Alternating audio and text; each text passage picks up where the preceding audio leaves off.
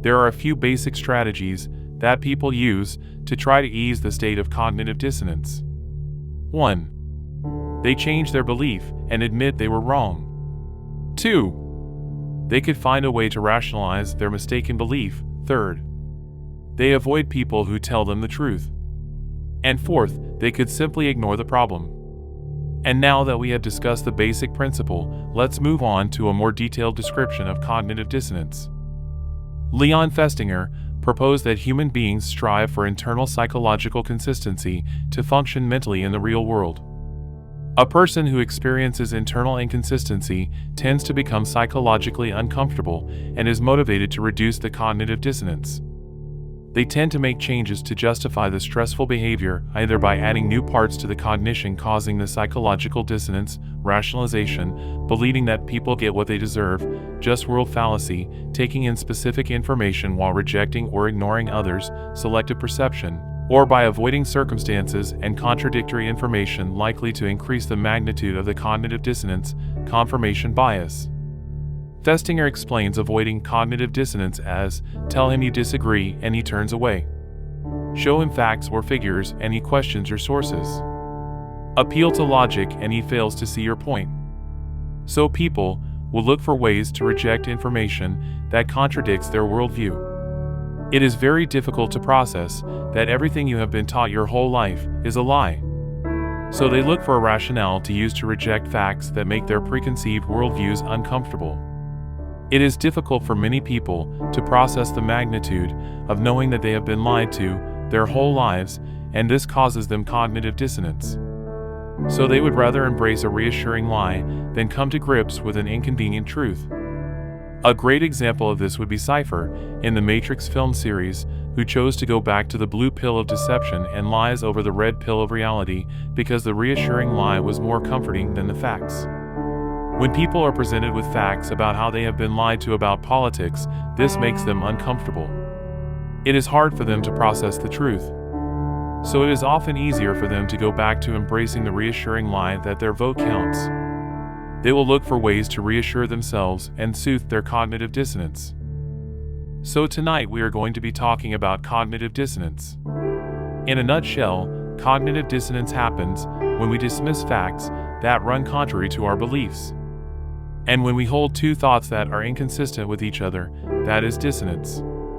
Like, for example, a person with liberal views who says they are for women's rights and Islam at the same time, but those two things are incongruous from a Western perspective. This particular example of cognitive dissonance is symptomatic of the narratives that are pushed by the mainstream media. Please keep in mind that some of the information that I present is from Wikipedia. So you can always go there and read the entire article if you wanted to dive deeper into this topic. Some of you might even be inspired to dive into some full-blown research on the topic, but I am really just using this subject to make a point. The term cognitive dissonance originated within the discipline of psychology, but I am not professing to be an expert nor a professional practitioner at all. I am just a regular guy trying to make a point and hopefully inspire some independent thought, critical thinking, and intellectually interesting conversation. I personally value independent thought. So that said, let's take a look at smoking within the context of cognitive dissonance. Shall we? I don't think anyone at this point will disagree with me when I say that smoking is unhealthy. When people smoke, they are aware that it is unhealthy for them, but they smoke anyway. So this creates dissonance in their mind that they have to resolve. So how, exactly, do they resolve this contradiction between facts and their emotional need to believe that they are not doing anything wrong? Well, they basically have four options. First, they can change a thought. For example, tell themselves that smoking is actually good for them because it calms them down.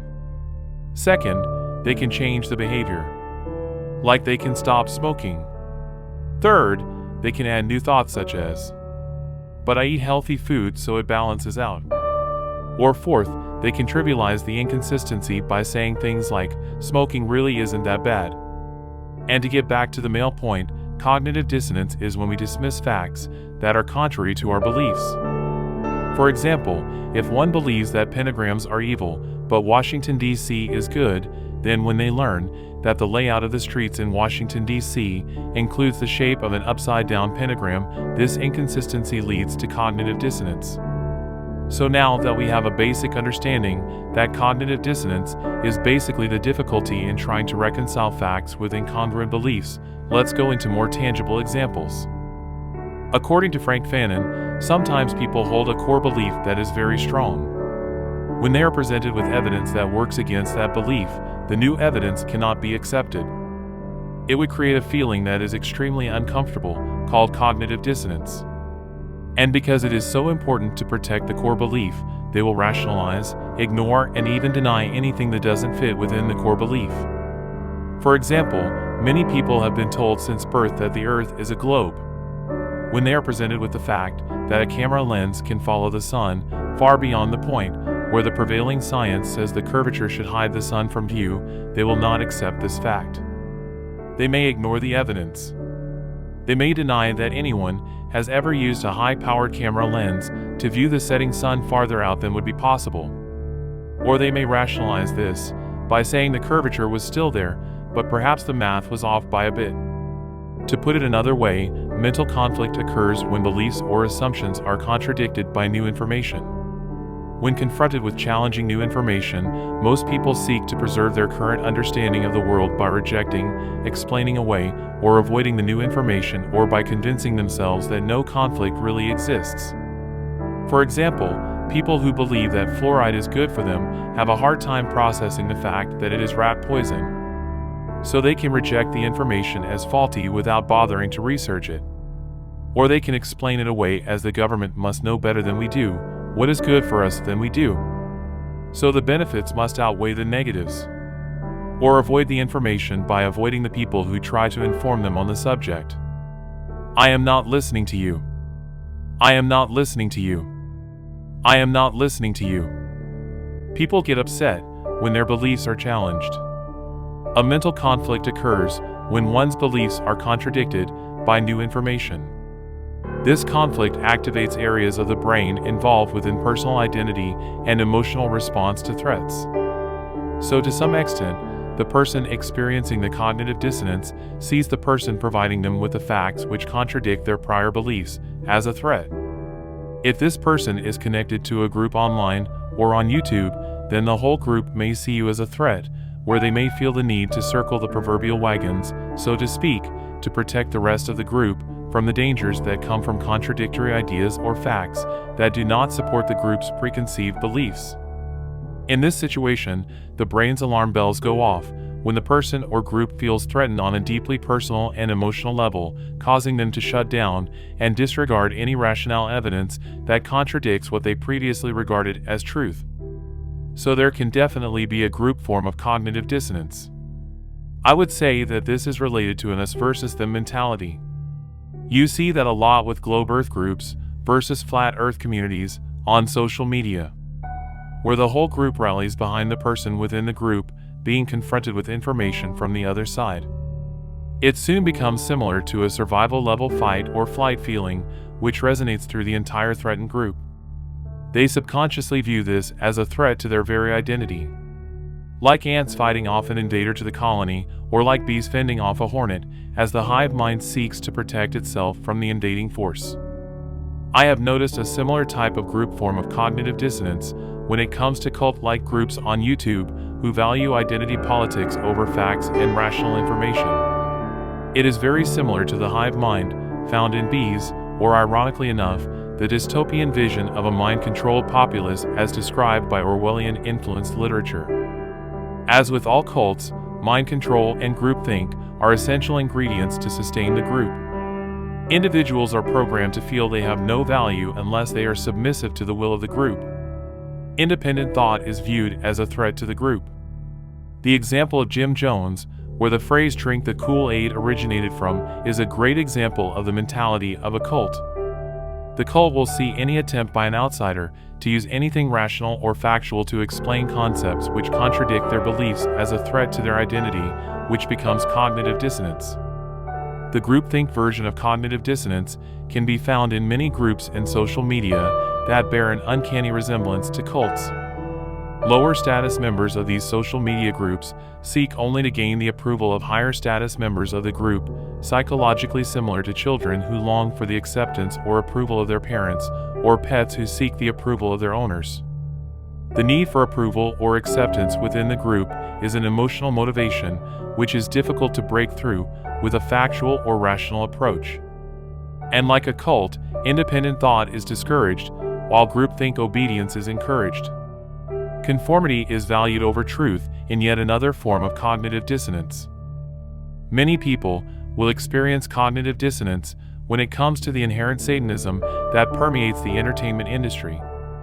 The cognitive dissonance linked to the entertainment industry becomes tenfold when it comes to stars and performers that an individual personally admires. They often feel the need to defend the singers and movie stars that they feel attached to and admire.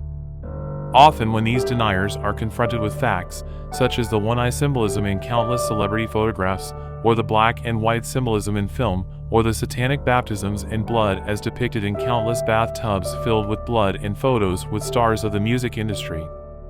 When confronted by these examples and all the other mountains of facts and evidence, people who experience cognitive dissonance will desperately look for ways to explain this evidence away and defend these celebrities. They just can't reconcile the facts with what they were trained and programmed to believe about these performers. They may to explain this away as the entertainers are trolling people, or the symbolism connected to these people is just a coincidence, etc. They feel like this knowledge is a personal attack on their identity. So they will try to defend these celebrities, or try to employ some of the other strategies people have used to reconcile their cognitive dissonance. Need another example? Look at all the women in Hollywood who were really born as men. Yet they pass these people off as women. You can point to facts such as the physical shape of their shoulders when compared to the hips, etc., but this can be difficult for some people to process. So they may reject the facts, deny the validity of the evidence, or avoid the people who are trying to explain this with rational facts. People who are unable to cope with this information are yet another case of cognitive dissonance. Many people also have a hard time processing Operation Paperclip. People think the United States is good and Nazis are bad, yet Operation Paperclip was all about the United States, bringing Nazi scientists back to America. This inconvenient fact conflicts with people's preconceived beliefs about America being good and Nazis being bad. This leads to cognitive dissonance that people try to solve by telling themselves that America had a good reason for this, or other attempts to reconcile the two beliefs they had about this. Then there's Project Mockingbird, where the Central Intelligence Agency controlled the news media. Supposedly, freedom of the press is the very First Amendment. And yet there it is, the government was indeed controlling the press. And herein lies a contradiction that leads to cognitive dissonance in many people.